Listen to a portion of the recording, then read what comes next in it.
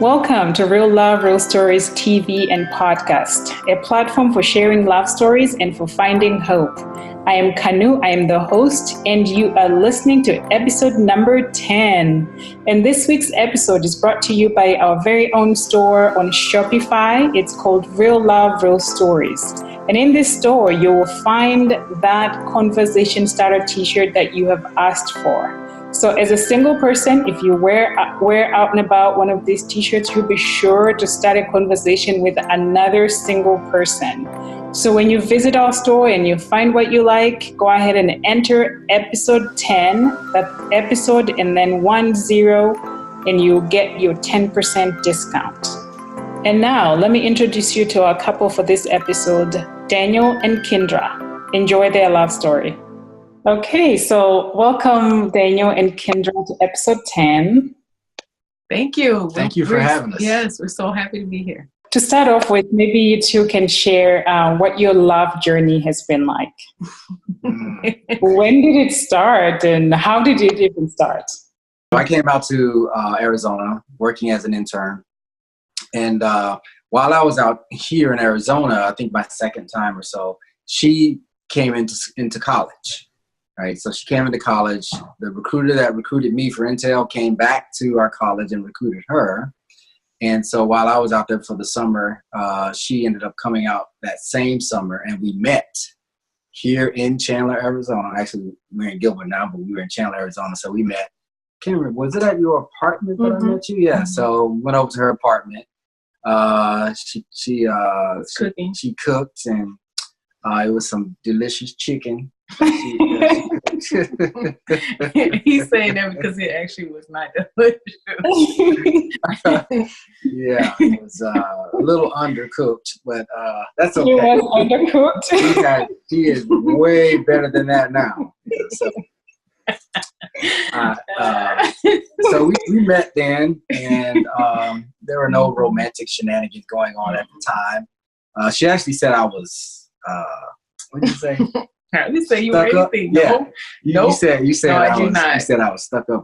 I never said that. that's what I remember. I never said that. Like, I don't know how you got that. I was, kind of introvert to myself.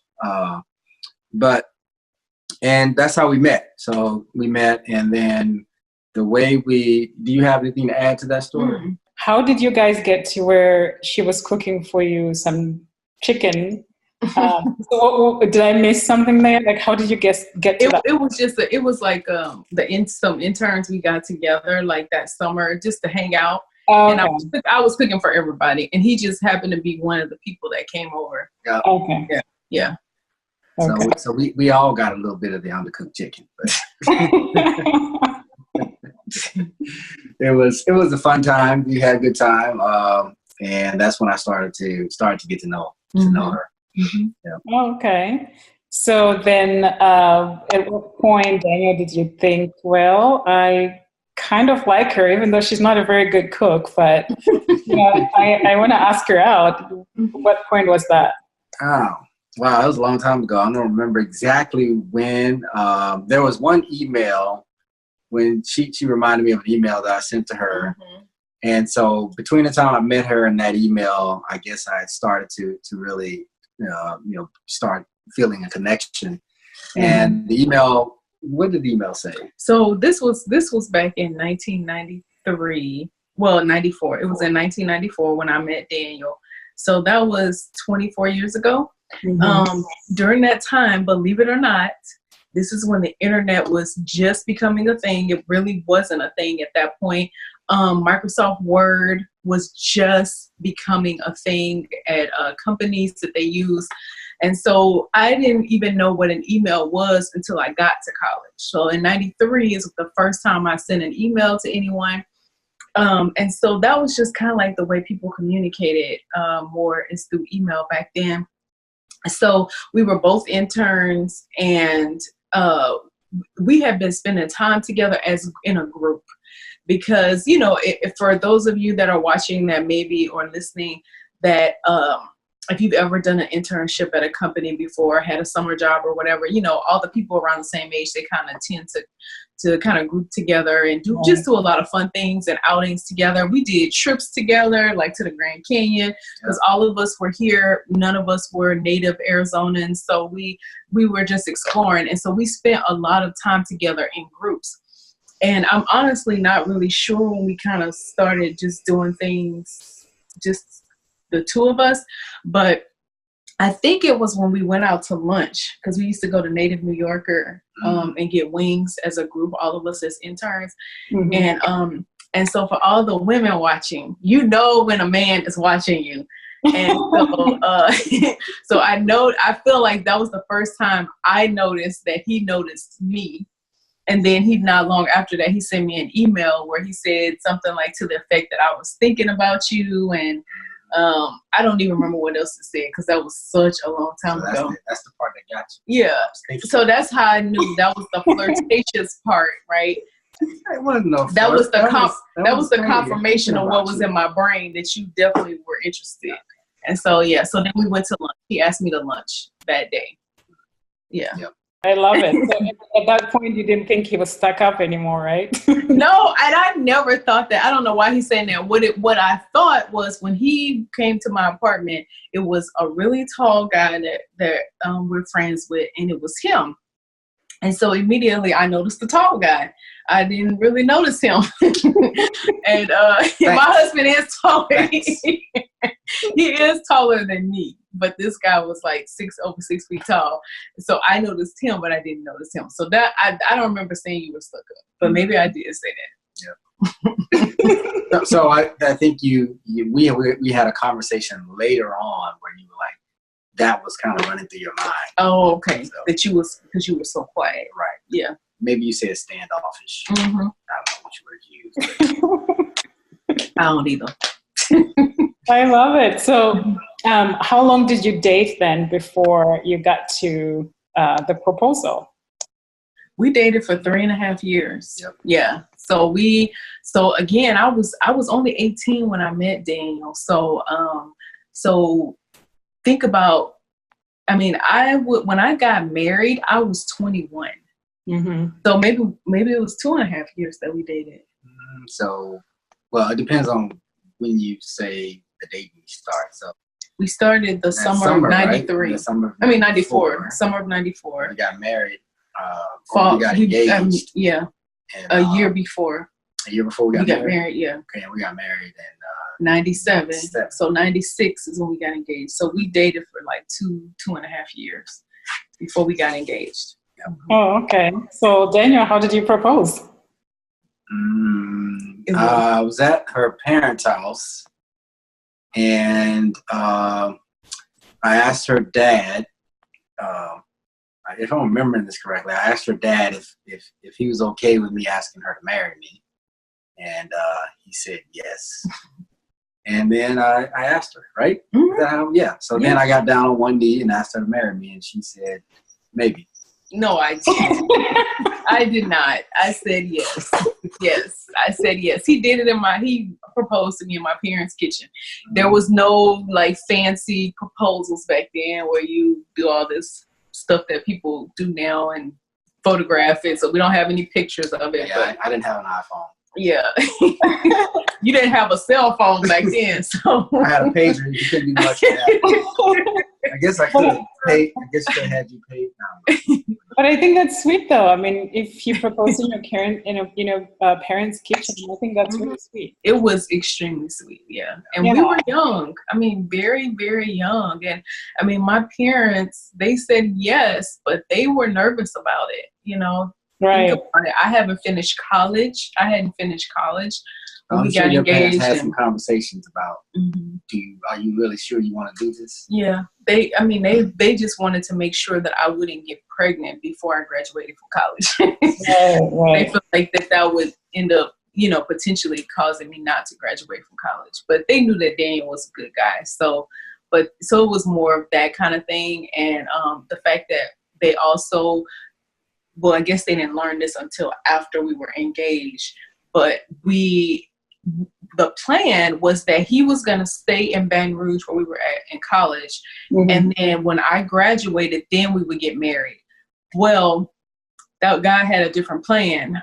He tried and tried, even though Daniel had this great work experience, the doors were just not opening for him in Baton Rouge to get a job. And we were both really caught off guard by that. And he spent months looking for a job and he could not find one. So he called up the company that he was working for, that he had been interning with them for years. And literally he got a job the same day. And so he ended up moving out to Arizona. I stayed in Louisiana and I finished out another semester of college. And then that summer, May 97, is when we ended up getting married. Oh, okay. So was the wedding back home, or did you have it here in Arizona? It was in Louisiana. Yeah, oh. We didn't have any family or anything out here, so we got married in Louisiana. Oh, okay. Okay. Yeah, that's to tell you another part of the story before the marriage part. So, and I always get this wrong, so you can correct me, but when we came out here, like I told you, we met out here, and our families didn't know each other. And after we connected and decided that we were going to be dating, so we went back home, and our parents still didn't live in the same area. I think when we first went back. Mm-hmm. But then we moved back out here for another internship, and unknown to us, our parents moved around the corner from each other. Well, your parents moved around the corner from my parents. My parents didn't move. Your parents used to live in the other neighborhood. Oh, you're right. They did. Okay. They moved over there, and then my parents moved around the corner. Okay, I guess you're right. So literally, we're out here and didn't know it, and our parents had moved within 35 of each other. Oh, yeah. When they were in the same city, you're right. Yeah, they were super close to each other. Yeah, it definitely ride a bike or walk to each other's house. Yeah. Oh wow! So did they know each other at this point? Like, yes, they did. Because when we were dating, like they met each other and they spent time together. But so I don't know if they knew where. The new spots were. No, they did. I don't think they knew that part. Oh, okay. So I always ask my couples this question. You guys have been married for how many years did you say? 21 years. 21 years. So are there some annoyances about each other that you guys put up with in your marriage? Yes, there are. No, I'm perfect. I'm not. And neither am I.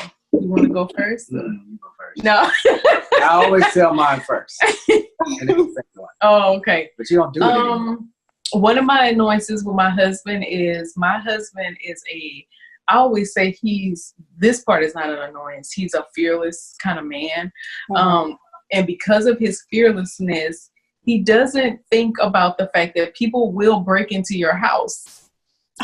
So there has been times where multiple times where he has gone to bed without making sure that all the doors and stuff in the house were locked up, and we've woken up and the garage was open, the door was unlocked. I'm sure I'm not the only one. Multiple times. Not as much, like the longer we've been married, the better it's gotten. But that used to burn me on me my up. Parents, because we lived in the country. Yeah, they lived in the country where nobody cared about coming to your house. In a very rural area, so he was used to that. So he's had to really he's still not that good at it. I grew up with windows open and the house fan, attic fan running, right? So you didn't lock doors and all of that. I grew up in a home with military and law enforcement people, so we don't play that. You lock your doors, you lock your windows, you turn the alarm on, you do all the security measures. So right. So that's been an annoyance. Mm-hmm. So what about for Daniel? What's your annoyance? My wife and my daughter too, they both do this. They just kind of ding my cars. Like they'll run into stuff. And I'll just walk out there and the car door is scratched and the side mirror has fallen off. And it's like, what is, and they just act like, oh, no big deal, just get another one. Like, that is totally annoying. I don't act like it's no big deal. Yes, you do. No, I don't. I mean, it's like nothing I can do about it. If it wasn't a big babe, I'm sorry, I knocked the window off. I do say I'm sorry. I found out the window was broken by looking at it. It's like a side mirror. No, you were in the car with me when that happened. No. Yes, you were. Or maybe I was. I think you pulled out. I love it. Oh my gosh. Yeah, this stuff makes for funny stories now, but it's not. Yeah, I like that. So on the flip side of that, though, what is the one or two qualities about each other that you love? I love the she has a deep sense of friendship. Like when I first met Kendra, she would do things for friends that I was like, I don't even think you would do that for me. But I've learned since that she would. But things like, friend is having a special something. Maybe it's a baby or birthday, and she'll fly across the country to go be there. And before her, I didn't have that sense of, that's something you should be doing for friends. So, and she shows that same love for me. So she's my best friend. So that's it. So the thing, I mean, there's a lot of things I love about Daniel. One of the things I would say is he really is the kindest person that I know. Like I tell him all the time, like if we weren't married, I would still be his friend because he's just a person of integrity. He's very caring. And he is someone who is like in our marriage, the thing that has helped me blossom the most is being in a relationship with a husband who lets me be myself and doesn't try to make me be somebody that I'm not. So he's always been so good about really like pushing me out there and encouraging me to do the things that God has put on my heart to do and not try to make me into this person that he thinks I should be. So those are that's one of the main things I would say about him is just his loving spirit.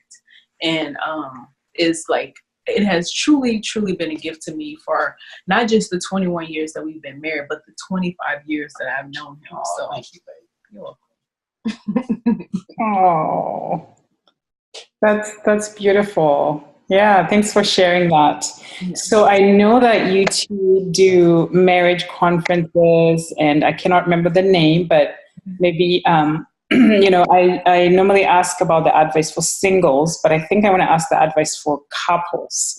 What advice would you have for couples to, have that beautiful relationship that you're describing? One thing is intentionality. Right, so you can't put a marriage on autopilot. You have to be constantly working on it. There is no steady state, take your hands off and let it go. You're either going to be drifting toward isolation or drifting toward oneness. Moving toward oneness. And it takes effort and it takes intention. So be intentional. I mean, the reason we do marriage conferences and we go to marriage conferences ourselves is because we know and we feel like, or we've learned over time that you can always get better. Right. At marriage, right? And in order to do that, you have to feed yourself with the information that takes you in that direction. Yeah. And one of the things I would say, there's 3 books that I highly recommend for couples. The thing about marriage is that just like being a parent, it does not come with an instruction manual. And so it requires a lot of energy to be married, because our default is selfishness. Like our default is to do what we want. We have our own needs, our own desires. And so to always be trying to figure out how to get those. Well, the minute you enter into a marriage or the minute you start having children, you have to go against your natural desire of selfishness. And so that means that you're going to have to do some things differently. And one of those things is you're going to have to think differently, not think about just your needs, but what is the needs of the other person. So the 3 books that I always recommend to couples one is called, for women, The Power of a Praying Wife; for men, The Power of a Praying Husband. The second book is The 5 Love Languages. And I think that book is by Dr. Gary Chapman. Because what that book talks about is how to love people the way they want to be loved, not necessarily the way you think they should be loved. Right. And then the third book that I just finished that I highly, highly recommend to any married couple or any woman who is about to enter a partnership, a marriage, and she plans to have children at some point and have a career, is a book called Drop the Ball. And it's by Tiffany Dufu. And it is an excellent book. It is not a marriage book, actually. It's actually in the business section. But I think it literally can save marriages, because in that book, she talks about it. The subtitle is Achieving More by Doing Less. But basically the premise of the book is that women need to learn how to drop the ball and stop trying to do everything themselves and passing off things to the people in their village, and their village includes their spouse. Their village includes like their closest friends, their neighbors, the kids' teachers, like all these people make up the village. And what happens, in order to be able to do that, you have to get really good at communicating what your needs are. And so a lot of the frustration that Daniel and I see in marriage for couples is that people don't know how to communicate what they need to their partner. And so they get frustrated. They get frustrated. They get resentful. They hold on to unforgiveness in their hearts. And so, but if they would learn how to communicate what they need, then they could eliminate a lot of the problems that they are dealing with in marriage. Most people are not dealing with abuse in marriage. Most people are dealing with the day-to-day things that just get on our nerves and that just drive us crazy. And then over time, you start to shut down. You start to stop communicating with your spouse about what your needs are. And then before you know it, you are in this marriage where you feel more alone than you've ever felt before in your life. And so, so for me, I would say that if you have to learn how to ask for what you need in marriage, and you have to learn how to say it in a way that communicates respect to your partner, to your spouse. And I feel like if I could say one thing that we have done really well in marriage is that we have a mutual respect for each other. Even though we have a faith-based marriage where we believe in scriptural principles in terms of leadership and how those things work. In our marriage, there's peace because there's mutual respect. So Daniel is never like, woman, you better do what I say because of what the Bible says. It's like he's never, ever, ever, ever communicated with me like that. One time. and I'm not like constantly tearing him down with my words or nagging him. And so it just, but all of those things we had to learn.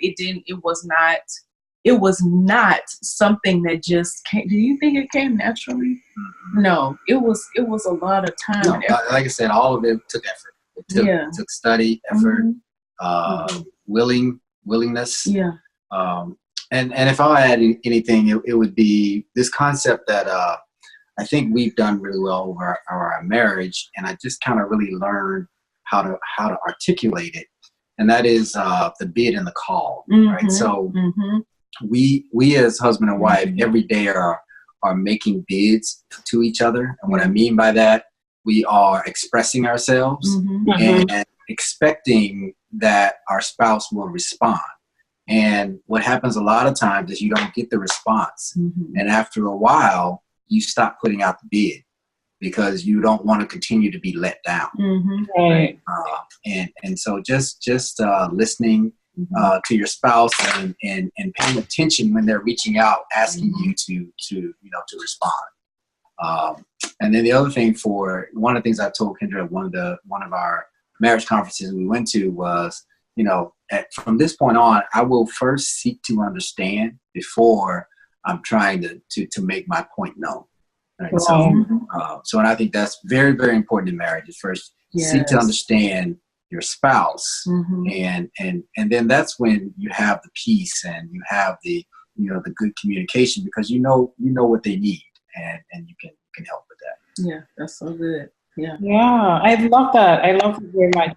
And I love that you guys do that marriage conferences, and I know you're worth of information as a couple with things that you've learned and read. And I would love to I will include those 3 books that you recommended, so people can buy them and read them as well. I know I read the middle one, the 5 Languages of Love, and I love that very much, and I believe in actually learning how to and it actually even works for your kids and for your coworkers, for everyone, just learning how to show love or appreciation to them in the way that they that they want, not how you think you should show them. So I like that very much.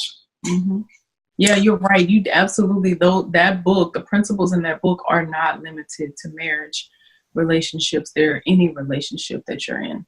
Yes. Right. Yeah. So, well, that concludes my questions. And I just want to open it up to both of you to share anything you want to share in closing. But that concludes the question that I had. Just first, thanks for having us on. Really appreciate the opportunity. Anytime we can talk about marriage, encourage other couples. The reason we have our Facebook group when we do our conferences is because we believe that it's not the big things that cause us to separate and divorce or live in a lonely marriage. It's not knowing just the little tweaks that you should make on a routine basis, to keep it going. It's just like when you have a car, if you want it to last long, you just keep it tuned up, do routine maintenance. And that's why we do what we do, because some people just don't know. They just don't know. They didn't grow up around good marriages. They don't know how to communicate or speak to their spouse in a way that their spouse feels loved or taken care of or cared for. And if we would have, when we first got married, just had such a community, we would have loved it, right? So, and one of our missions in life as a couple is to share and teach those things that we have come to know as good. So that's why we. Yes. Yeah. The only thing I would say in addition to that is it's so important in any relationship that you are entering into is that you want to enter a relationship as a whole person. You really need to know why you are on this earth. Why does God have you here?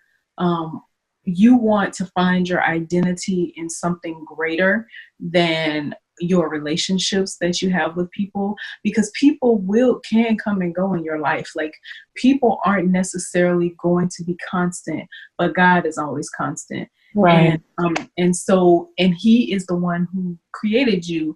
And so it's so important that you go to him as the source of who am I? Like, so that way when you go into a relationship, you're not looking for that person to tell you who you are. And you want to bring a whole person into that relationship, because it will make it easier for you and for them if you know who you are. And so that would be the only thing I would add. As a married woman, I have literally spent my entire my adult life as a married woman. And so because of that, I've really had to find my identity, not in my marriage, but in who God made me to be, and just continue to grow in that. And thankfully, I was blessed to have a husband and a partner who never tried to, kind of stop that from happening in any way, but he always just kind of cultivated that and nurtured that in me. And so that's what I would say. It would be kind of like the last thing I would share with people. If I can add one more thing. Can I add one more thing? Yes, you can. All right. So when you first enter into marriage, avoid making long-term decisions based on temporary circumstances, because where you are when you first get married is not where you're going to be, in the long run. So avoid knee-jerk reactions. When we first got married, some of the actions that probably both of us, right? But speaking from my perspective, that I would see in Kendra, I would have thoughts like, what did I just get into, right? And it was because we were learning how to be one. Yeah. Right. And we couldn't, this was no, hug, kiss, and go home type thing. This was hug, kiss, and look at each other all day long. So, you see things in people that before you got married, you didn't know were there. And you have to work through all of that. So don't have knee-jerk reactions and think that you made a mistake and all those types of things. Yeah. It's the person is maturing just like you're going to mature. And you being there for them is going to mean the world to them and the world to that marriage. So. Thank you. Thank you so much for taking the time to chat with me and sharing your love story. And I know that people are getting inspired by listening to all these love stories. And so, I am honored that you were able to take time to share that with me today. Thank you for having us. We are so appreciative. It was our honor to be here. Oh, thank you. Thanks, guys.